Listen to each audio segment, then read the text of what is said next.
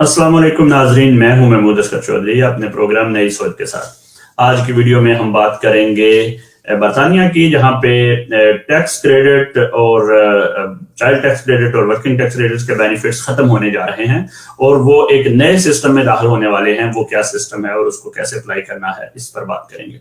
इसके साथ साथ हम खबर शामिल करेंगे इटली से, जहां पे जो ऐसी एक अफवाह फैल गई है पूरी दुनिया में कि शायद 5,000 यूरो देकर आप इटली की इमिग्रेशन ले सकते हैं। ये क्या खबर है, इस पर भी हम तफसील से बात करेंगे। खबर में आगे जाने से पहले मैं आपसे गुजारिश करूंगा कि इस वीडियो को ज्यादा से ज्यादा शेयर कर दिया करें ताकि ज्यादा से ज्यादा लोगों तक इसकी इंफॉर्मेशन पहुंचती रहे।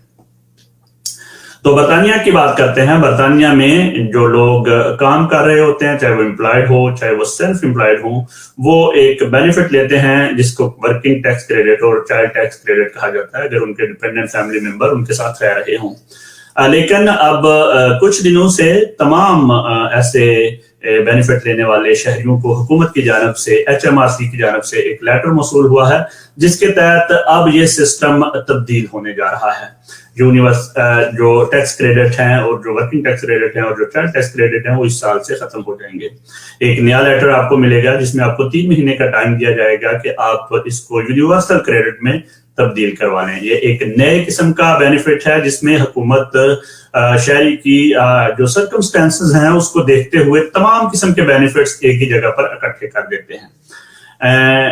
जो बात बहुत ज्यादा काबिल गौर है वो ये है कि जो भी लोग वर्किंग टैक्स क्रेडिट ले रहे हैं या चाइल्ड टैक्स क्रेडिट ले रहे हैं, उनके ऑटोमेटिकली यूनिवर्सल क्रेडिट में तब्दील नहीं होगा। यानी ऐसा नहीं होगा कि आप पहले ले रहे थे तो अब दूसरा जो नया सिस्टम आया उसमें आपको मिल जाएंगे एकदम। नहीं, आपको अप्लाई करना पड़ेगा। अगर आप मुतल्लिका डेट के अंदर अंदर अप्लाई नहीं करेंगे तो HMRC की जानब से जो वर्किंग टैक्स क्रेडिट है और जो चाइल्ड टैक्स क्रेडिट है वो बंद हो जाएंगे।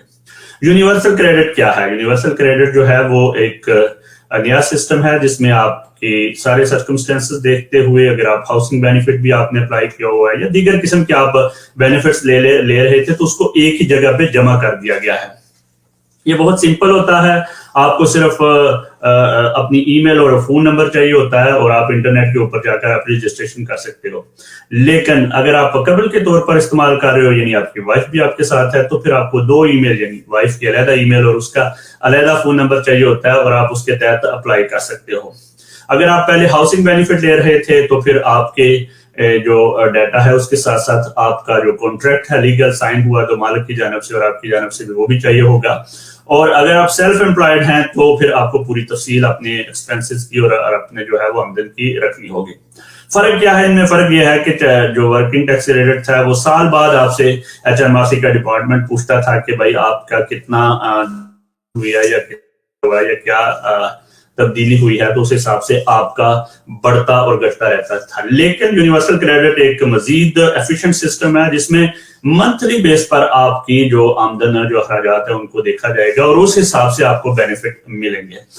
इसमें जो है वो जो बंदे काम कर रहे हैं, जो जॉब कर रहे हैं, जो एम्प्लॉयड हैं, यानी उनका तो कोई मसला नहीं है, वो उनको तो ज़ाहिर है वो पे स्लिप से देख लेते हैं कि क्या हिसाब किताब है। लेकिन जो लोग सेल्फ एम्प्लॉयड हैं उनके बारे में वो कुछ कमिटमेंट साइन करना पड़ती हैं। वो बुलाते रहते हैं, देखते रहते हैं कि आपकी आमदन में जो है वो फर्क क्यों नहीं पड़ रहा, आप ज्यादा क्यों नहीं कमा रहे हो, आप कमिटमेंट साइन करते हैं। और अगर इसके बावजूद साल के अंत तक आपके बिजनेस के हवाले से आपकी इनकम नहीं बढ़ रही है तो वो फिर आपको एक थ्रेशोल्ड दे देते हैं कि इस हिसाब से आपको पैसे मिलेंगे, चाहे आपकी आमदन बढ़ रही है या नहीं बढ़ रही। तो ये एक नया सिस्टम है।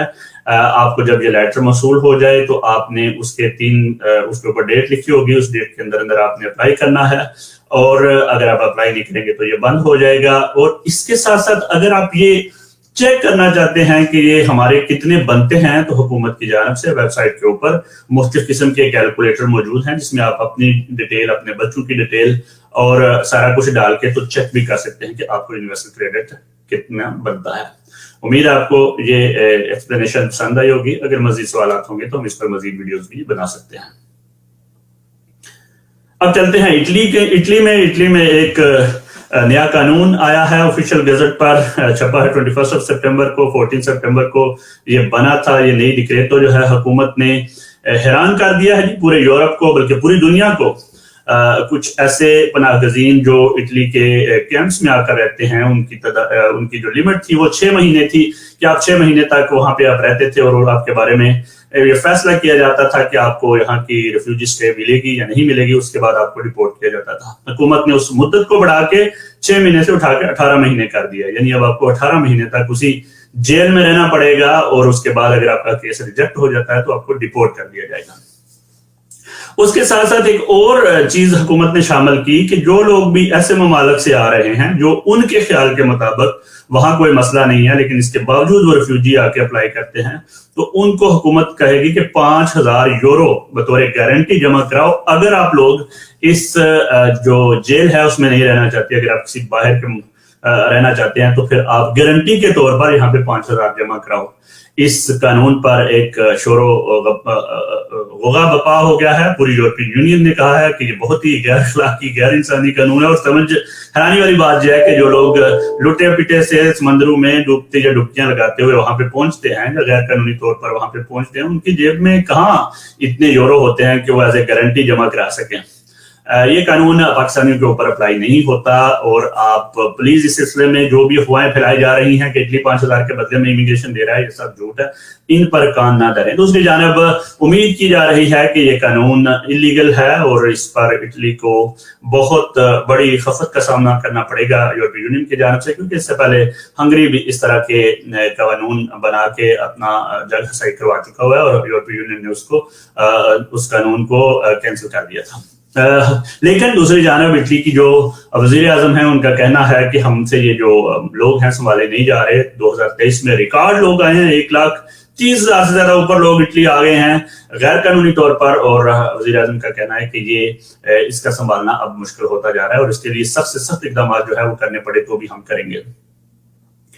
ایسی بہت سی خبریں جاننے کے لیے دیکھتے رہیے جذبہ نیوز۔